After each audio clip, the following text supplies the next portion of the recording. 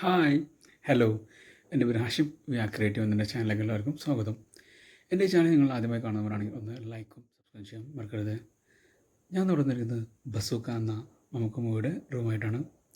ഈ മൂവി എൻ്റെ personal opinion പറയുകയാണെങ്കിൽ എനിക്ക് തീരെ വർക്കായില്ല. ഞാൻ എൻ്റെ ടീസറും ട്രെയിലറും ഒക്കെ കണ്ടപ്പോൾ എനിക്ക് ഒരുപാട് പ്രതീക്ഷ ഉണ്ടായിരുന്നു. പക്ഷേ ആ പ്രതീക്ഷ കൊണ്ടാണ് തോന്നുന്നു എനിക്ക് വർക്കായില്ല മൂവി. ഇതിൻ്റെ നല്ലൊരു സ്റ്റോറി ആയിരുന്നു, അത് ഞാൻ പറയും. പക്ഷേ നല്ലൊരു സ്റ്റോറി ലൈനായിരുന്നു സംഭവം. പക്ഷെ അതിൻ്റെ അത്ര സ്ക്രീൻ പ്ലേ ആ സ്റ്റോറിൻ്റെ അതിലേക്ക് പോയിട്ടില്ല എന്നാണ് എൻ്റെ ഒരു പേഴ്സണൽ ഒപ്പീനിയൻ. പെർഫോമൻസ് ഒക്കെ ഓക്കെ ആയിരുന്നു. ഇപ്പം മമ്മൂക്കയുടെ ആയാലും ഗൗതം വാസുദേവൻ്റെ ആയാലും ഒക്കെ പെർഫോമൻസ്, സിദ്ധാർത്ഥ് ഭരതൻ, വേറെ കുറേ ക്യാരക്ടേഴ്സിൽ വരുന്നുണ്ട്. ഈ പേര് അധികം കിട്ടുന്നില്ല, അതുകൊണ്ടാണ്. എൻ്റെ പെർഫോമൻസ് ഒക്കെ അടിപൊളിയായിട്ടുണ്ടായിരുന്നു. പക്ഷേ കറക്റ്റ് സ്ക്രീൻ പ്ലേ ഒരു പഞ്ചില്ലാത്തത് കൊണ്ടാണ് തോന്നുന്നു പടം ഒരു ഹൈയിലേക്ക് പോയിട്ടില്ല.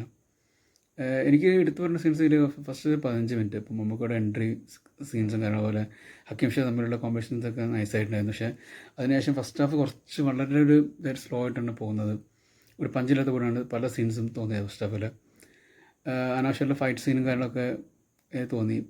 കുറേ കാര്യങ്ങൾ പറഞ്ഞു പോകുന്നുണ്ട്. പക്ഷേ അതൊന്നും ഒരു കറക്റ്റ് ഒരു എൻഡിങ് ഇല്ലാത്ത പോലെയാണ് എനിക്ക് തോന്നിയത്. അതുപോലെ സെക്കൻഡ് ഹാഫിലൊക്കെ കുറച്ച് സീൻസ് അനാവശ്യം കുറച്ച് തോന്നിയിട്ടുണ്ടായിരുന്നു. പക്ഷേ ചില സീൻസൊക്കെ പൊളിയായിട്ടുണ്ടായിരുന്നു. വലിയ എടുത്തുകൊണ്ട് ക്ലൈമാക്സിൽ ഒരു ലാസ്റ്റ് 20 മിനിറ്റ് സീൻസൊക്കെ നൈസായിട്ടുണ്ടായിരുന്നു. ഫസ്റ്റത്തെ പടം തുടങ്ങുമ്പോഴൊരു സ്കോറും കാര്യങ്ങളൊക്കെ വരുന്നുണ്ടോ ഈ ഒരു രക്ഷയിൽ. BGM എനിക്ക് പടത്തിലാകെ എനിക്ക് ഒരു സാറ്റിസ്ഫാക്ഷൻ തന്നത് ഇല്ല, BGM ആണ്. ഒരു രക്ഷയില്ലായിരുന്നു. അത് തിയേറ്ററിൽ വേറെ ലെവലായിരുന്നു. ഓരോ സീൻസും അപ്പോൾ കുറേ സീൻസ് വരുന്നത് നല്ല BGMs അതൊക്കെ അടിപൊളിയായിട്ടുണ്ടായിരുന്നു. പക്ഷേ ആ സ്റ്റോറിൻ്റെ ഇതുണ്ടല്ലോ, ഒരു തിരക്കഥ, ഒരു പഞ്ച് വളരെ കുറഞ്ഞു പോയെന്നാണ് എനിക്ക് പടത്തിൽ തോന്നിയിരിക്കുന്നത്. ഇതിൻ്റെ റൈറ്റർ തന്നെയാണ് ഈ പടത്തിൻ്റെ ഡയറക്ടർ ഡെന്നിസ്. പുള്ളി മേക്കിംഗ് ഒക്കെ അടിപൊളിയായിരുന്നു. മേക്കിംഗ്, അതുപോലെ എൻ്റെ VFX വർക്ക്, ടെക്നിക്കൽ ഡിപ്പാർട്ട്മെൻറ്റൊക്കെ രക്ഷയില്ല. ആർട്ട് വർക്കായാലും BGM ചെയ്ത, അതുപോലെ സിനിമാറ്റോഗ്രാഫി ഒക്കെ കിട്ടുമായിട്ടുണ്ട്. നിമിഷ് രവിയാണ് ചെയ്തിരിക്കുന്നത്. കിങ് ഓഫ് കൊത്ത മൂവിയുടെ ഒക്കെ, അതുപോലെ ലക്കി ഭാസ്കറിനൊക്കെ ക്യാമറമാണ് പുള്ളി. ഒക്കെ അടിപൊളിയായിട്ടുണ്ട്. പക്ഷേ പടത്തിനൊരു പഞ്ച് തീരെ ഇല്ലയെന്നാണ് എനിക്ക് തോന്നിയത്. തിരക്കഥയിലൊരു പഞ്ച് കൊടുക്കാൻ സാധിച്ചില്ല പടത്തിൻ്റെ. അതാണ് പടത്തിനൊരു പോരാമെന്ന് എനിക്ക് തോന്നിയിരിക്കുന്നത്. മറ്റുള്ള കാര്യങ്ങളൊക്കെ ഇതിൽ ഓക്കെയാണ്. പെർഫോമൻസ് വരുന്ന ഒരുപാട് ക്യാരക്ടേഴ്സിൽ വരുന്നുണ്ട്. എനിക്ക് കൊണ്ട് ഇഷ്ടപ്പെട്ടില്ല ക്ലൈമാക്സിൽ വരുന്നൊരു ലേഡി ക്യാരക്ടറുണ്ട്, പേരിട്ടുന്നില്ല ഒരു അപ്പോൾ സീൻസൊക്കെ നൈസായിട്ടുണ്ടായിരുന്നു. ട്വിസ്റ്റൊക്കെ അടിപൊളി സീൻസൊക്കെ ആയിരുന്നു. രക്ഷയില്ല, ട്വിസ്റ്റൊക്കെ പൊളിയായിട്ടുണ്ടായിരുന്നു. ഹക്കീം ഷായുടെ മമ്മൂക്ക് തമ്മിൽ കോമ്പിനേഷൻ സീൻസൊക്കെ നൈസായിട്ടുണ്ടായിരുന്നു സീൻസൊക്കെ. അത് കുറച്ച് വേറെ കുറേ ആക്ടേഴ്സിൽ വരുന്നുണ്ട്. പക്ഷേ വലിയ കാര്യമായിട്ട് ചെയ്യാനുള്ള സ്പേസും കാരണം അവർക്കില്ല. ഇതൊരു ഗെയിം സംഭവമായിട്ടാണ് ഇതിൻ്റെ സ്റ്റോറി പോകുന്നത്. ഒക്കെ നല്ല രസമായിട്ടുണ്ട്. ആ സ്റ്റോറി സംഭവമൊക്കെ അടിപൊളിയായിട്ടുണ്ടായിരുന്നു. പക്ഷേ ഇതൊരു തിരക്കഥ ഒരു പഞ്ചില്ലാത്തത് കൊണ്ടാണ് ഇതാണ്. ഞാൻ ഈ പടത്തിനെ തേച്ച് ഒട്ടിക്കൊന്നുമല്ല. ഞാൻ എൻ്റെ ഒരു പേഴ്സണൽ ഒപ്പീനിയൻ പറഞ്ഞെന്നുള്ളൂ മൂവി കണ്ടിട്ടുള്ള എൻ്റെ ഒരു കാരണം. ഞാൻ മാത്രമല്ല, ഇപ്പോൾ ഇപ്പോൾ തിയേറ്ററിൽ പോയി കണ്ടപ്പോൾ ഞാൻ ഫിലിം കഴിഞ്ഞ് ഇറങ്ങിയാൽ പകുതിയായപ്പോൾ തന്നെ പല ഭാഗത്തുനിന്ന് ആളുകൾ പല നെഗറ്റീവ് കമൻസ് ആളുകൾ ഇടുന്നുണ്ട്. അതിപ്പോൾ ഫാൻസൊന്നും അല്ല, ഫാൻസും വിട്ട് പറയണ്ട. എൻ്റെ അടുത്ത് ഇരുന്ന് പല ആൾക്കാരും ഉണ്ടായിരുന്നു. ഇപ്പോൾ എൻ്റെ മുൾ സീറ്റിൽ നിൽക്കുമ്പോൾ പയ്യന്മാരായാലും ഇപ്പോൾ പല ആൾക്കാർക്കും തീരെ സാറ്റിസ്ഫാക്ഷൻ തരാത്ത ടൈപ്പാണ് അവർ. ആരും ഒരു ഹാപ്പി ആയിട്ടല്ല തിയേറ്ററിൽ നിന്ന് ഇറങ്ങിയത് ഈ മൂവി കണ്ടിട്ട്.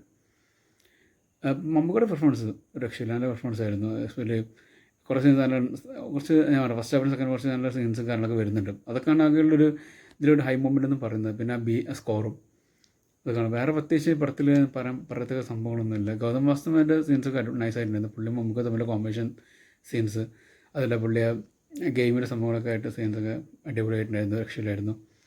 പക്ഷേ പറയും തിരക്കഥ പഞ്ചില്ലെങ്കിൽ പിന്നെ പറഞ്ഞിട്ട് കാര്യമില്ലല്ലോ. അപ്പോൾ ഇത്ര മാത്രമേ ഉള്ളൂ എനിക്ക് ഈ മൂവി കുറിച്ച് പറയാനുള്ളത്. സോ മമ്മൂക്കയുടെ എല്ലാവർക്കും ഇപ്പോൾ അറിയാം. ഇപ്പോൾ കഴിഞ്ഞ 2022, ഇപ്പോൾ ഈ കോവിഡിന് ശേഷം 2022 മുതൽ 2025 വരെയുള്ള ഓരോ ടൈമിൽ പുള്ളി ചെയ്ത പടങ്ങൾ നോക്കുകയാണെങ്കിൽ ഭയങ്കര സെറ്റപ്പ്. പക്ഷേ വലിയ പടങ്ങളൊന്നുമല്ല, പക്ഷേ ഉള്ളതൊക്കെ വളരെ ഒരു കിട്ടു സാധനങ്ങളാണ് പുള്ളി ചെയ്തത്. ഇപ്പോൾ കണ്ണൂർ സ്ക്വാഡായാലും, അതുപോലെ ഇപ്പോൾ കാതലിലെ ക്യാരക്ടറായാലും, ഭ്രമയുഗമായാലും ഒക്കെ വേറെ ഇല്ല, അതുപോലെ ഭീഷ്മറും മൂവിയൊക്കെ ആയാലും നല്ലതായിരുന്നു. പക്ഷെ ഇതിലേക്ക് വരുമ്പോൾ സംഭവം നല്ലൊരു സ്റ്റഫുണ്ട്.